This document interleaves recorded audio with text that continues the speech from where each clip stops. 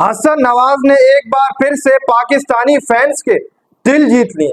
हसन नवाज ने उस नंबर पर आकर पाकिस्तान को मैच जितवाया जिस नंबर पर इफ्तिखार अहमद कहता था कि यार मुझे बॉल्स नहीं मिलती, लेकिन हसन नवाज ने डेब्यू मैच के अंदर पाकिस्तान को जीत दिलाई। ये हसन नवाज का डेब्यू मैच था, डेब्यू 50 थी हसन नवाज की, और पाकिस्तान के हसन नवाज 14वें बल्लेबाज बन चुके हैं जिन्होंने डेब्यू मैच के अंदर 50 स्कोर किए। हसन नवाज जैसे जिस तरीके से इस वक्त मौजूदा टाइम के ऊपर खेल रहा है, ऐसी नोक हसन नवाज की तरफ से आ रही है। ये बहुत बड़ी मिसाल है हमारे दीगर प्लेयरों के लिए जो इस नंबर के ऊपर खेला करते थे। इफ्तिखार अहमद की बात कर रहा हूं मैं। इफ्तिखार अहमद इस नंबर पर खेलकर कहता था कि मुझे बॉल्स नहीं मिलती हैं ओडीआई के अंदर, लेकिन हसन नवाज ने बताया कि जब आपके 5 खिलाड़ी आउट हो जाए और 77 बॉल्स पर 101 रन की जरूरत हो, फिर आपके साथ हुसैन तलत खड़ा हो, फिर आप डेब्यू कर रहे हो, आपका पहला वनडे मैच हो, फिर आप मैच विनिंग बारी खेलें, मैच को फिनिश करके जाए, ये बहुत बड़ी बात होती है। और हसन नवाज ने कल यही की है। हुसैन तलत के साथ जो पार्टनरशिप लगाई हसन नवाज ने, हालांकि हसन नवाज ने 63 रन की बारी खेली, उसी के साथ साथ हुसैन तलत ने 41 रन की बारी खेली। हालांकि पाकिस्तान की तरफ से जो शुरुआत हुई वो अच्छी नहीं हुई थी।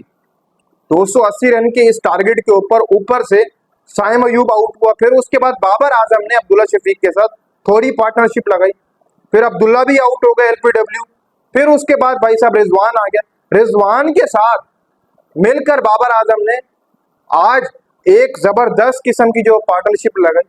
हालांकि बाबर 47 रन के ऊपर आउट हो गए, 47 रन ही बाबर आजम कर सके। ग्रीज से बाहर निकलकर बाबर आजम खेल रहे थे और ये मैंने पहली बार देखा। ऐसा लग रहा था कि कोई मिडिल ऑर्डर का बल्लेबाज ग्रीज से बाहर निकलकर कोई ऐसी शॉट मार रहा हो जिसकी कोई एग्जाम्पल ही ना हो।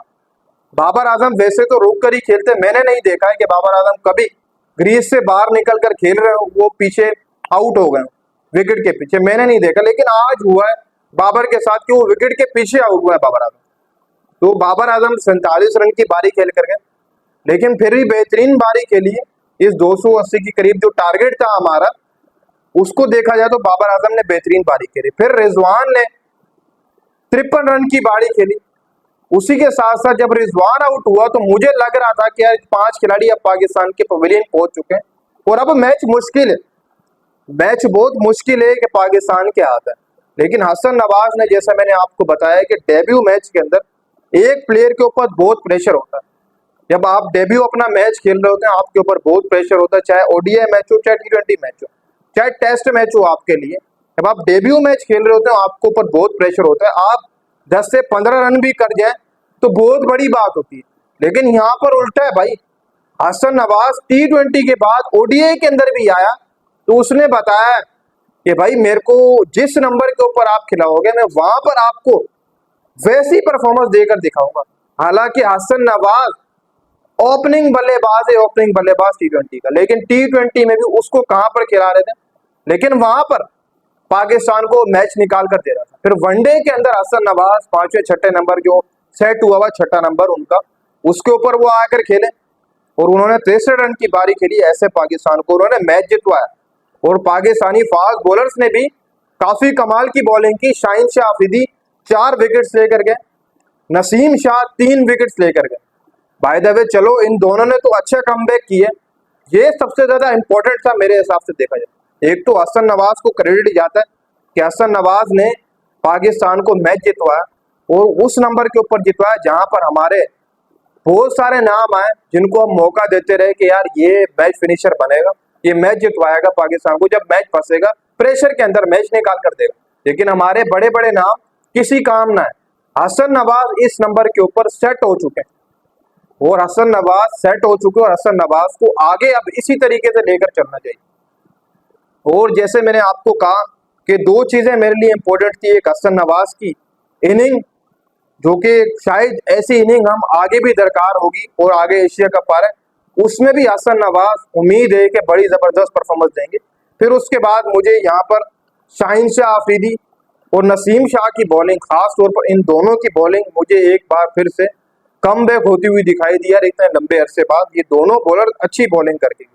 नसीम शाह भी वैसे बॉलिंग नहीं कर पा रहे थे पिछले कुछ एक डेढ़ अरसे के अंदर, लेकिन आज नसीम ने भी अच्छी की, 3 विकेट्स ली, शाहीन ने 4 विकेट्स ली। फायदा मुझे इस चीज की भी खुशी है कि चलो हमारे फास्ट बॉलर जो इतने अरसे से बदनाम हो रहे थे पिछले एक डेढ़ साल से, कि यार ये बिल्कुल खत्म हो चुके हैं, वो शुक्र है कुछ कम बैक किया। अभी तो हारिस साथ नहीं था, हारिस का भी साथ होना जरूरी था जब ये तीनों मिलकर बॉल डालते थे। तो मुझे याद है अभी तक कि दुनिया की ऑस्ट्रेलिया के विकेट के ऊपर भी दुनिया के बड़े बड़े कमेंटेटर बोला करते थे यार इन तीनों से बचना है, इन तीनों से अगर आप बच गए तो आप मैच निकाल लेंगे, मैच जीत जाएंगे। तो बहुत जबरदस्त बॉलिंग भी की है पाकिस्तान की तरफ से शाहीन नसीम ने। फिर इसी के साथ साथ बैटिंग के अंदर हसन नवाज ने जबरदस्त बैटिंग की।